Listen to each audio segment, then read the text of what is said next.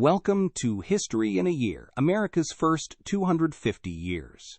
Join us every single day as we journey from the Revolution of 1776 to the 250th anniversary of the United States. You can find every episode and join the discussion at pointedwords.com. I'm Stephen. And I'm Leah. It is January 10th. Welcome to episode 10.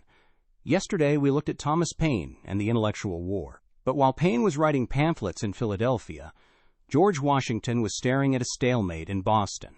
The situation in the winter of 1775 to 1776 was grim.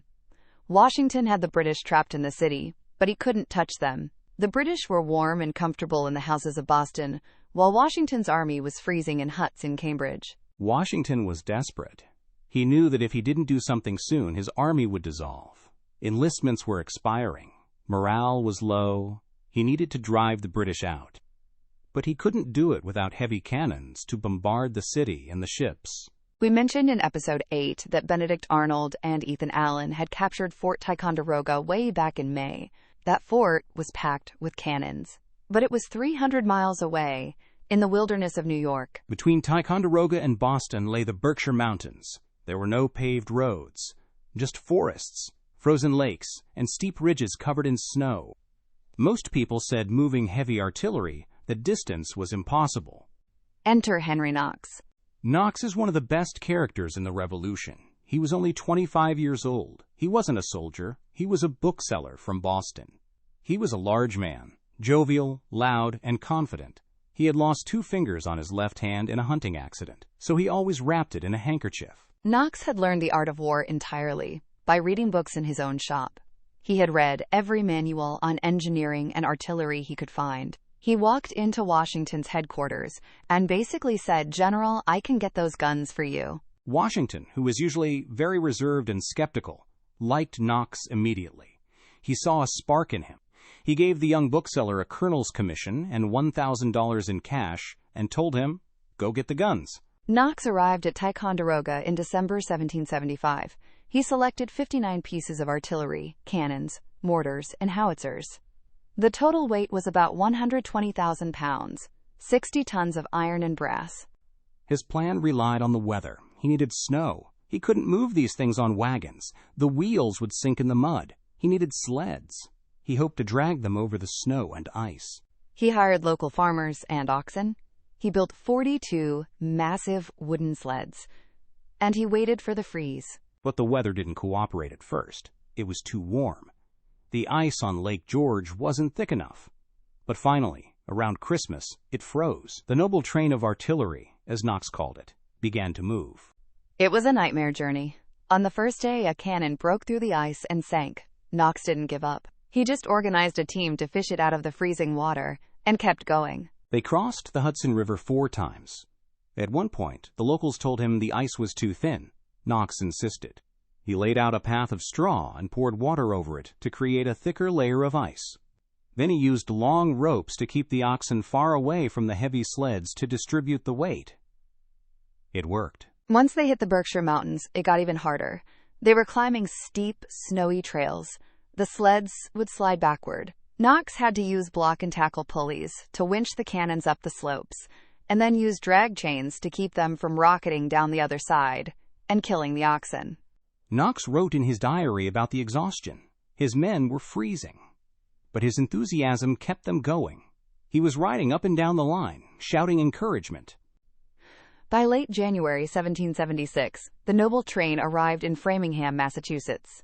Knox rode ahead to Cambridge to tell Washington, "The guns are here." It was a miracle. Washington finally had his teeth.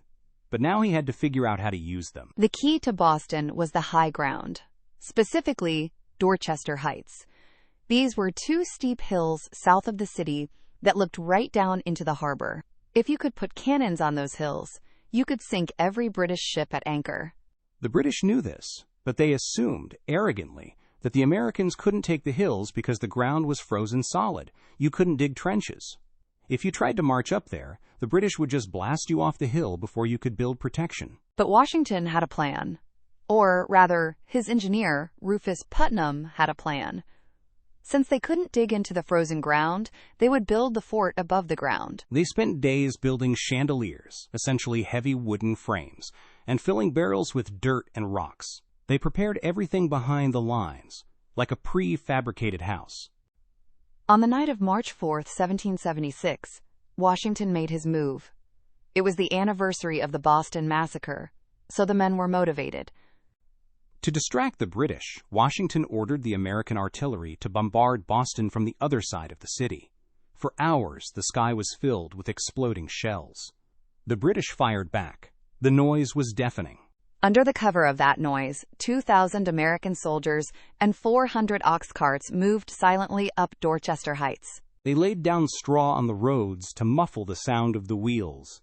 They hauled the chandeliers and the barrels up the steep slopes. They worked like demons. By 3 a.m., they had built 2 complete forts that were cannon-proof. They also hauled up Knox's cannons, and they lined up hundreds of barrels filled with rocks at the top of the hill. The plan was that if the British tried to charge up the hill, they would roll the barrels down like bowling balls to break the British lines. When the sun rose on March 5th, the British general, William Howe, looked out his window and gasped. He famously said, "The rebels have done more in one night than my whole army would have done in a month." His admiral told him, "If they keep those guns there, I cannot keep my ships in the harbor." Howe had a choice. He could evacuate or he could attack. And remember, Howe was the guy who led the attack at Bunker Hill. He wasn't afraid of a fight. He ordered an assault. He loaded 2,400 men onto transport boats. They were preparing for an amphibious landing at the base of the cliffs. It was going to be Bunker Hill all over again, but on a massive scale. Washington was ready for them. But then, something happened that the Americans called divine providence. A storm. A massive gale blew in from the south. It was a hurricane. The wind was so violent that the British boats couldn't move. The surf was pounding the shore. The attack had to be called off. By the time the storm cleared 2 days later, the Americans had strengthened the forts even more. Howe realized it was over. He couldn't take the hill, and he couldn't stay in the city. He sent word to Washington, unofficially, that if the Americans let him leave peacefully, he wouldn't burn the city of Boston to the ground. Washington agreed. For the next week, the British army packed up. And it wasn't just the soldiers. Over 1,000 loyalists, American citizens who had sided with the king, decided to flee with them. It was a tragic scene. Wealthy families abandoned their homes, their furniture, and their lives, cramming onto ships to sail for Nova Scotia. They knew they could never come back. On March 17, 1776, the British fleet set sail, 120 ships loaded with 9,000 soldiers and refugees. As they sailed away, the Americans marched into Boston. It was a liberation. People came out of their houses, cheering and weeping. They had survived the blockade, the starvation, and the occupation. March 17th is still a holiday in Boston today. Officially, it's Evacuation Day, though it conveniently falls on St. Patrick's Day, which helps the celebration. Washington went to the Old South Meeting House. He attended church. It was his first great victory. He had taken a ragtag army and driven the British Empire out of America. But as Washington watched those white sails disappear over the horizon, he wasn't celebrating. He knew something the cheering crowds didn't. General Howe wasn't going home. He was going to Halifax to regroup. He was going to wait for reinforcements. Washington turned to his officers and said, "They will be back." And he knew exactly where they would go next. The most important strategic point in America, New York City. Join us tomorrow for Episode 11, The Empire Strikes Back. A fleet of 400 ships, the largest armada ever seen in American waters, descends on New York. Washington is outnumbered, outflanked, and about to face his darkest hour. You can find every episode at pointedwords.com. I'm Stephen. And I'm Leah. And this is our story.